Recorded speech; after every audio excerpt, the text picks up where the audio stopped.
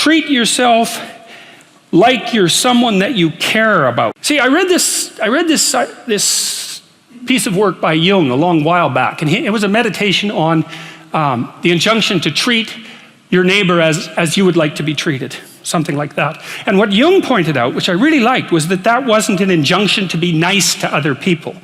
It was an invitation to reciprocity. It was something like this. It's like, you should figure out how you would like to be treated, like you were taking care of yourself, not how you would like people to respond to you. It's more important than that. It's like, imagine you had a child that you really cared for, and someone said, well, people will treat this child exactly like you want them to, but you have to figure out what that is. And so then you'd have to sit down for like a month and you'd think, okay, well, how do you want your child to be treated? You don't want everyone just to be nice to him, you know, you want people to challenge him, and you want people to discipline him, and you want people to tell him when he's wrong. It's like, you don't just want everyone to be nice. That's pathetic. It's pathetic.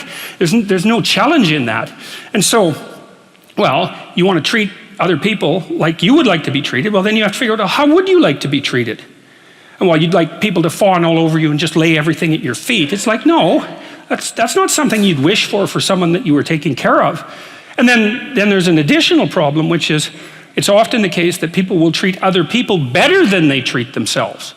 That happens extremely frequently. So one of the things I pointed out in chapter 2 was that if you have a dog and you take him to a vet, and the vet gives you the prescription medicine, you'll go buy the medicine and you will give it to the dog, and you will do it properly. But if you go yourself to a doctor and you get a prescription, there's a 30% chance you won't even pick up the medication. And if you do, there's a 50% chance that you won't administer it to yourself properly. And so I really thought about that. When I first came across that statistic, it was another one of those little facts. I thought, what is up with that? It's like, you'll do it for your dog, so obviously you'll do it for something you care about, and you're conscientious enough so you'll actually do it. So like, why wouldn't you do it for you? Your dog likes you, you know, even your dog would rather that you did, but you don't. And it's actually one of the reasons that modern medicine doesn't work nearly as well as it could, because people just don't take their medication. You make the world a much better place, much worse place, if you don't take care of yourself. So you should bloody well take care of yourself, you know, because, well, that's what the chapter's about. It's partly because you have something valuable to bring into the world. That's the thing about being an individual. It's the thing that Western civilization has always recognized, that as an individual, you have a light that you have to bring into the world, and that if you don't bring it into the world is a dimmer place. And that's a bad thing, because when the world is a dim place, it can get very, very, very dark. And so it's necessary, not just so that you feel better, not just so that you're a #1 lobster, none of those things. You need to take care of yourself because you're in the best position to do that. And it's necessary for you to take care of yourself. Despite the fact that we're mortal and vulnerable and self-conscious and capable, not only capable of doing terrible things, but actually do them. Despite all that, you still have that responsibility. Compare yourself to who you were yesterday, not to who someone else is today. And the reason I wrote that was because I had this client, I'm a clinical psychologist, and I've spent 20 hours a week for 25 years listening to people tell me about their lives, you know, and those people were people who were just barely hanging on to the bottom of the world, up to people who were so successful you can hardly believe it, like the entire gamut of people. And that's been absolutely fascinating. It's like being a clinical psychologist, if you really listen, is like being immersed in a Dostoevsky novel all the time, you know, because it's amazing what people will tell you if you listen to them. People are so interesting if you actually listen to them, because they're so peculiar, they're like penguins or rhinoceroses or ostriches. They're unlikely creatures. And anyways, with regards to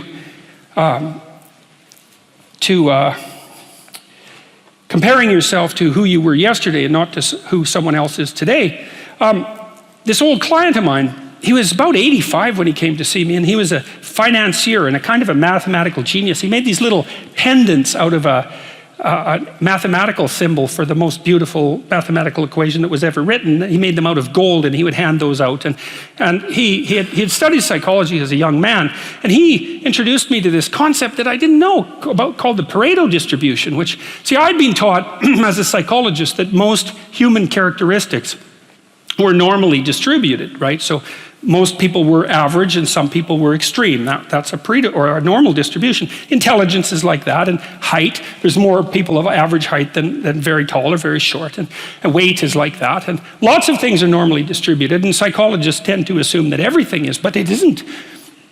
Creative products are distributed in a Pareto distribution, and that's a whole different thing, and it's really important to know this. It's another fundamental fact, the knowledge of which can sort of transform the way you conceptualize, let's say, the political landscape. So here's an example of the Pareto distribution. You know, there's a rule of thumb that if you run a company that 20% of your employees do 80% of the work, or that 20% of your customers are responsible for 80% of your sales, or that 20% of them are responsible for 80% of the customer service calls. Same thing, but that's not exactly the rule. The rule is worse than that. The rule is, in a given domain, the square root of the number of people operating in that domain do half the productive work. So you think, well, you have 10 employees, 3 of them do half the work. It's like, yeah, okay. What if you have 100 employees? Then 10 of them do half the work. What if you have 1,000 employees? Well, then it's 30. And if it's 10,000 employees, then it's 100. And this actually turns out to be a rather ironclad rule. It applies across very, very many situations. It applies, for example, to the mass of stars and the size of cities. So you can see how universal it is as a law. And it's something like those that have more get more, and those that have less get less. That's the Matthew principle, right?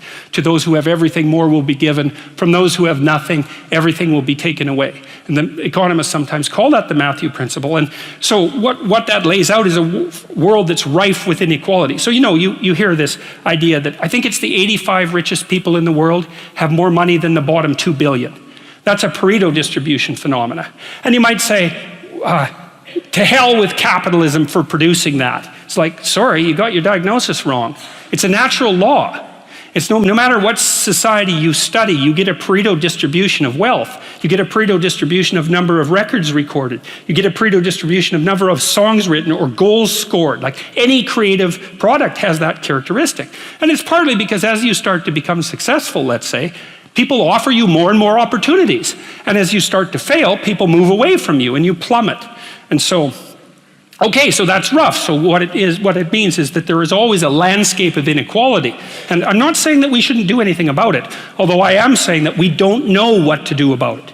That's the thing, because you can modify the Pareto distribution of wealth, let's say, but we don't know how to do it without maybe disrupting the system so completely that it collapses, which is what happened in the Soviet Union, for example, and in Maoist China. They were trying, at least in principle, to adjust inequality.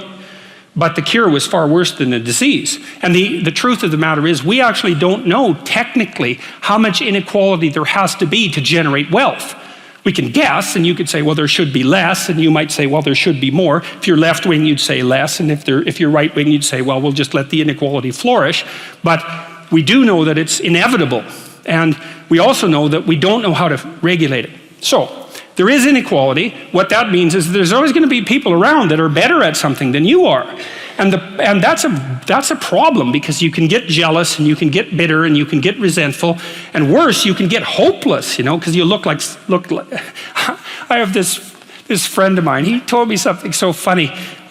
He was decrying his lack of success in the world, and he compared himself to his roommate.